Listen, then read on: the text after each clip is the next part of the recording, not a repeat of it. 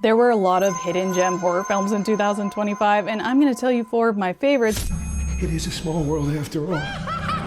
Starting off with the Steamboat Willie horror called Screamboat, which is also a twisted take on Disney princesses, and it takes place in New York City on a ferry boat where the passengers must fight to survive a crazed mouse played by David Howard Thornton, you know, Art the Clown from Terrifier. It was quite a gory one, wild kills, loved the puppetry, and probably one of the best Steamboat Willie adaptations or whatever in my opinion. Next is a Shudder original horror thriller called Dead Mail, and the plot goes an ominous help note finds its way to a 1980s post office connecting a dead letter investigator to a kidnapped keyboard technician. I thought this was a pretty original idea and I loved the 80s vibes. Also, Shudder has been killing it with their originals. Each year they get better and better. Next, we have the psychological folk horror called Rabbit Trap with Dev Patel, which is basically about this married couple, both musicians, that moved to this remote cottage in Wales to finish their album, but they accidentally end up recording some creepy mystical shit and it just gets really weird from there. This is a slow burn, pretty art housey, like a fever dream, atmospheric, moody folk horror, my favorite. And lastly, we have another Shudder original and an Irish folk horror called Frey Waka, which follows a student of nursing palliative care, excuse me if I'm pronouncing that wrong, whose mother just passed away and takes a placement in a remote village to care for a kooky, elderly, reclusive woman,